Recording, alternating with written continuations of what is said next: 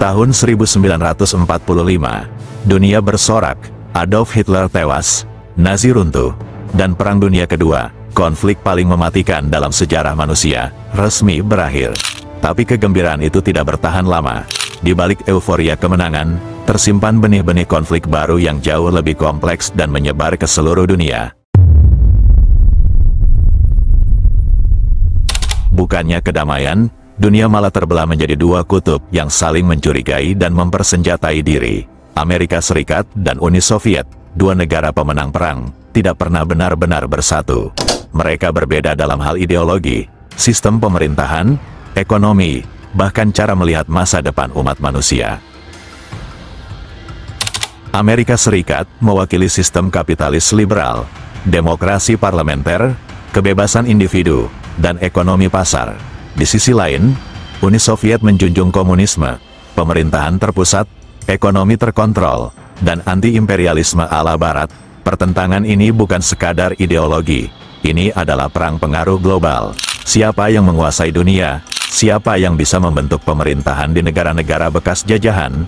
Siapa yang akan mengendalikan ekonomi global pasca perang? Pada akhirnya, bukan persatuan yang terjadi, tapi pecahnya dunia menjadi dua blok besar. Blok Barat yang dipimpin oleh Amerika Serikat, dan Blok Timur yang dipimpin Uni Soviet. Tahun 1945, Amerika menjatuhkan bom atom di Hiroshima dan Nagasaki.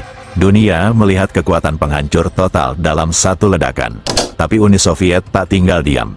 Tahun 1949, mereka menguji bom atom sendiri. Mulai saat itu, perlombaan senjata nuklir dimulai. Kedua negara mengembangkan bom hidrogen yang ribuan kali lebih kuat, rudal balistik antar benua, kapal selam nuklir. Bayangkan, satu tombol bisa memusnahkan satu kota. Dan tombol itu ada di tangan dua negara yang saling curiga. Dunia hidup dalam ketakutan konstan. Sekali salah paham, kehancuran global bisa terjadi dalam hitungan menit. Inilah apa yang disebut orang sebagai "met". Jika satu menyerang, keduanya akan hancur. Karena takut konfrontasi langsung, Amerika Serikat dan Soviet tidak pernah bertempur secara terbuka.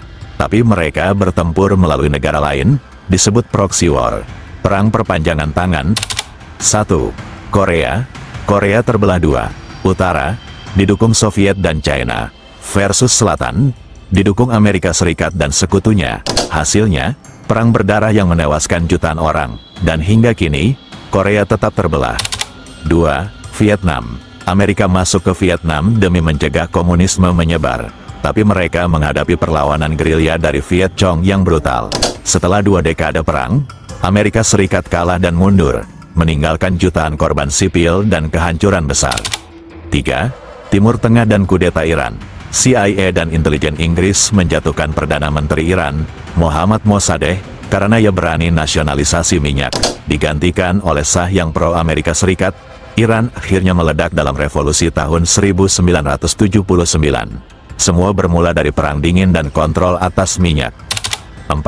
Amerika Latin. CIA mendukung diktator seperti Pinochet di Chili dan pemberontakan bersenjata di Nicaragua untuk mencegah komunisme menyebar. Di baliknya, kepentingan ekonomi Amerika atas sumber daya dan perusahaan raksasa di wilayah itu. 5. Afrika. Mozambik, Angola, Kongo, semua jadi ladang tempur. Soviet mendukung satu pihak, Amerika dan Eropa mendukung pihak lain. Negara-negara baru yang merdeka justru jadi korban kepentingan asing. Ini bukan soal moralitas, bukan soal kebaikan lawan kejahatan. Demokrasi dan komunisme hanyalah bendera. Di balik semua itu adalah minyak dan sumber daya alam, pengaruh ekonomi dan wilayah strategis, kontrol politik global. Amerika mendukung diktator anti-komunis, Soviet mendukung revolusi yang berdarah-darah, dan rakyat kecil, mereka jadi korban propaganda dan peluru. Perang dingin tidak pernah dingin bagi negara-negara dunia ketiga. Puluhan juta orang terbunuh, puluhan juta orang mengungsi, puluhan juta orang hidup di bawah rezim brutal, puluhan juta orang dijadikan alat oleh kekuatan besar. Nama-nama seperti Vietnam, Afghanistan, Chili, Iran, dan Angola, semuanya menyimpan luka panjang yang berakar dari pertarungan Amerika Serikat dan Uni Soviet. Perang Dunia Kedua mungkin usai, tapi Perang Dinginlah yang membentuk dunia modern. Peta politik dunia berubah, negara-negara lahir dan hancur karena pengaruh asing. Rasa saling curiga antar negara masih hidup hingga hari ini. Dan inilah kenapa dunia masih kacau.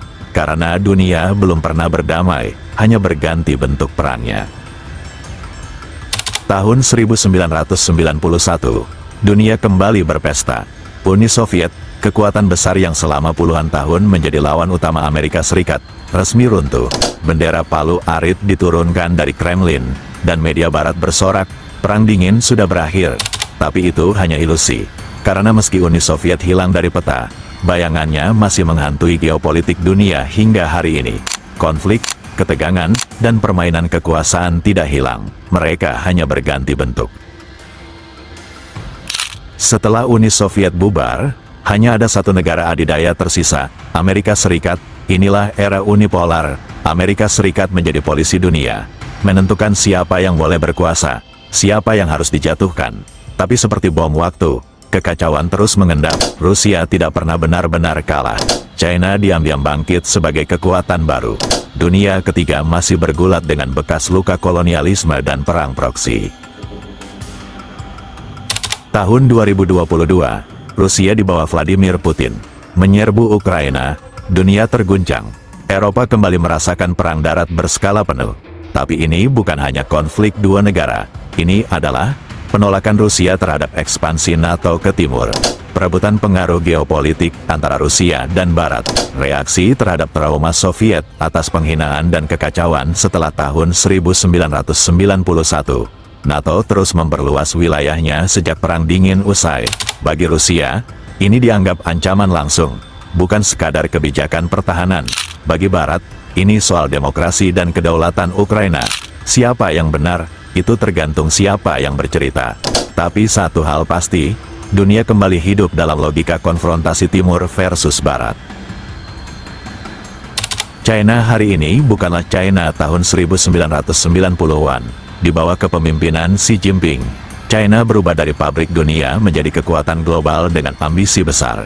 Dan Taiwan, pulau kecil yang dikuasai kelompok nasionalis pasca perang sipil, menjadi simbol besar. Bagi China, bagian yang tak terpisahkan dari wilayah mereka. Bagi Amerika Serikat dan sekutunya, simbol demokrasi yang harus dipertahankan. Kunjungan pejabat tinggi Amerika Serikat ke Taiwan, latihan militer China di dekat perairan Taiwan, dan pengerahan kapal perang di Laut China Selatan memperlihatkan satu hal. Dunia lagi-lagi mendekati tepi jurang. Setelah Uni Soviet runtuh, Amerika Serikat tidak berhenti berperang. Pada tahun 1991, Perang Teluk, dan pada tahun 2001, invasi Afghanistan, dan pada tahun 2003, invasi Irak, dan pada tahun 2011, intervensi di Libya, dan operasi drone di Yaman, Somalia, Pakistan. Semua atas nama demokrasi, perang melawan teror, dan perdamaian dunia. Tapi siapa yang benar-benar mendapat untung? Perusahaan senjata, korporasi minyak dan kontraktor perang. Pengaruh geopolitik Amerika Serikat di wilayah strategis. Hari ini, Amerika Serikat masih memiliki lebih dari 750 pangkalan militer di luar negeri. Dunia bukan lagi bipolar, tapi kekuatan tunggal ini justru menciptakan ketidakseimbangan berbahaya. Perang zaman sekarang tidak selalu meledakkan bom, tapi bisa menghancurkan ekonomi, meretas sistem, dan memanipulasi opini publik. Perang teknologi, Amerika Serikat melarang chip ke China. China membalas dengan boikot perusahaan Barat. Perusahaan seperti Huawei, TikTok, dan Nvidia bukan sekadar bisnis, mereka adalah alat perang informasi dan dominasi teknologi. Perang cyber, serangan cyber dari kelompok tak dikenal, biasa dikaitkan dengan Rusia, China, Iran, melumpuhkan rumah sakit, sistem air, bahkan pemilu. Perang ekonomi, sanksi ekonomi terhadap Rusia, Iran, Venezuela, bukan hanya memukul pemerintah, tapi menghancurkan rakyat biasa. Semua ini adalah perang versi baru. Tanpa tank, tanpa jet tempur, tapi dampaknya bisa lebih menghancurkan dari perang konvensional. Afrika, Asia Tenggara, Timur Tengah, dan Amerika Latin masih menjadi ajang perebutan pengaruh. Contohnya, China membangun infrastruktur lewat Belt and Road Initiative. tapi banyak negara terjerat utang. Amerika Serikat membentuk perjanjian pertahanan dan perdagangan baru di Indo-Pasifik untuk mengimbangi pengaruh China. Rusia memperkuat hubungan militer dan ekonomi dengan negara-negara yang dimusuhi Barat. Negara-negara ini dijanjikan pembangunan, keamanan, atau dukungan politik, dengan syarat harus memilih pihak. Dulu, kapitalisme versus komunisme. Sekarang, demokrasi liberal versus otoritarianisme modern. China menunjukkan bahwa negara bisa otoriter, tapi tetap sukses secara ekonomi. Amerika Serikat dan Eropa dipenuhi populisme, perpecahan internal, dan kemunafikan kebijakan luar negeri. Hasilnya, banyak negara berkembang ragu-ragu memilih model mana yang harus ditiru. Karena demokrasi tak selalu memberi stabilitas, dan otoritarianisme tak selalu memberi penderitaan. Perang dingin baru, lebih luas, lebih kompleks, lebih berbahaya, seperti perang panas di Ukraina, ketegangan maritim di Asia Timur, serangan cyber antar negara, perang dagang dan embargo, perlombaan teknologi kecerdasan buatan dan senjata hipersonik, konflik sumber daya air dan pangan karena krisis iklim. Perang dingin lama hanya antara dua negara. Sekarang, banyak negara ikut bermain, tapi tidak ada yang benar-benar mengendalikan. Sejarah mengajarkan bahwa kecurigaan bisa berubah jadi senjata, persaingan bisa berubah jadi perang, dan rakyat biasa selalu jadi korban. Hari ini, dunia tidak lagi dibagi dua, tapi terpecah dalam banyak kutub yang saling bersaing. Tanpa sistem global yang stabil, dunia tidak sedang damai. Dunia sedang memanas dalam diam. Kita bukan berada di masa damai, tapi dalam jeda menuju konflik yang lebih besar. Perang dingin memang telah berakhir secara formal, tapi bayangannya masih membentuk kebijakan, konflik, dan cara berpikir para pemimpin dunia. Pertanyaannya sekarang adalah, akankah kita belajar dari sejarah yang berdarah itu, atau justru kita sedang menyiapkan panggung untuk perang dunia yang lain?